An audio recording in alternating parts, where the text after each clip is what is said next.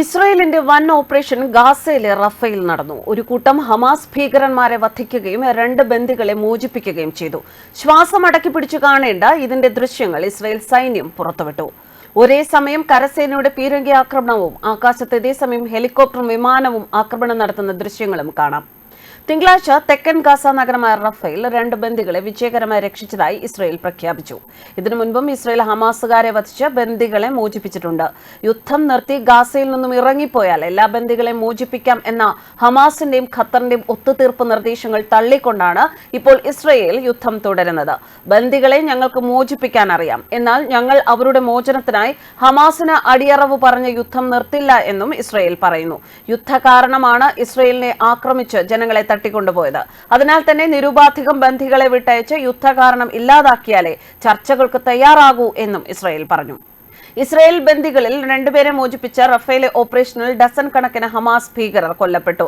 ബന്ദികൾക്ക് കാവൽ നിന്നവരെയും അവരെ തടഞ്ഞുവെച്ചവരെയും എല്ലാം വധിച്ച് ബന്ദികളെ മാത്രമായി രക്ഷപ്പെടുത്തിയ ഇസ്രായേലിന്റെ വൻ ഓപ്പറേഷൻ അത്ഭുതകരം എന്നാണ് യുദ്ധവിദഗ്ധർ ലോകമാകെ വിശേഷിപ്പിക്കുന്നത്.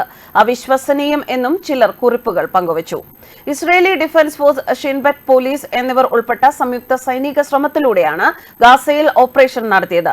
ഗാസയിലെ റഫേലാണ് ഇപ്പോൾ ഹമാസ് ഭീകരന്മാർ ക്യാമ്പ് ചെയ്യുന്നത്. ഗാസയിലെ മറ്റ് എല്ലായിടത്തു നിന്നും ഹമാസിനെ തുടച്ചു നീക്കിയപ്പോൾ അവസാന ആശ്രയമായി ഈജിപ്ത് അതിർത്തിയിൽ റഫേലാണ് ഹമാസുകാർ ഇപ്പോൾ ക്യാമ്പ് ചെയ്യുന്നത്. അതിനാൽ തന്നെ ഇസ്രായേൽ ഹമാസിന്റെ മടയിൽ കയറി ആക്രമിച്ച് അവിടെ നിന്നാണ് ഇസ്രായേലികളെ മോചിപ്പിച്ചിരിക്കുന്നത്. ഫെർണാണ്ടോ സൈമൺ, ലൂയിസ് ഹാറി എന്നിവരാണ് മോചിതരായത്. ഇവർ 130 ദിവസമാണ് ഹമാസിന്റെ ഭീകര ക്യാമ്പുകളിൽ ബന്ദികളായി കഴിഞ്ഞത്.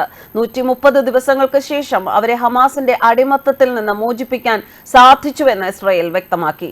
IDF പുറത്തുവിട്ട നാടകീയമായ വീഡിയോ ദൃശ്യങ്ങൾ തെക്കൻ ഗസ നഗരത്തിലെ ഇസ്രായേലി പ്രത്യേക സേന വെടിവയ്പിൽ വരുന്നതോടെ രക്ഷാപ്രവർത്തനത്തിന്റെ തീവ്രത കാണിക്കുന്നു. ഒക്ടോബറിൽ തെക്കൻ ഇസ്രായേലിൽ ഹമാസ് നടത്തിയ ആക്രമണത്തിനിടെ തട്ടിക്കൊണ്ടുപോയ 253 ബന്ദികളിൽ ഫെർണാണ്ടോ മർമാൻ, ലൂയിസ് ഹാർ എന്നിവരും ഉൾപ്പെട്ടിരുന്നു.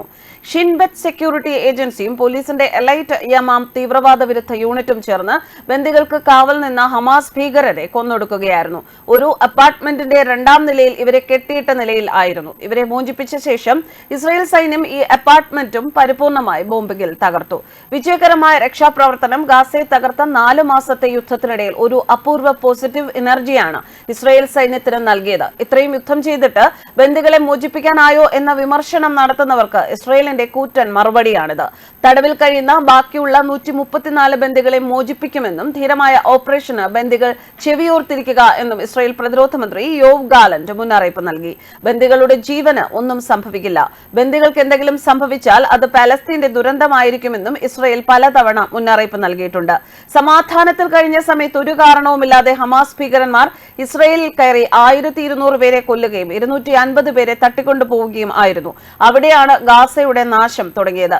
യുദ്ധം തുടങ്ങിയത് ഹമാസാണ്. ഇപ്പോഴും ബന്ദികളെ തടഞ്ഞുവെച്ച് ഹമാസ് യുദ്ധം തുടരുന്നുവെന്നും ഇസ്രായേൽ പ്രതിരോധ മന്ത്രി യോവ് ഗാലന്റ് മുന്നറിയിപ്പ് നൽകി. ന്യൂസ് ഡെസ്ക് കർമ്മ ന്യൂസ്.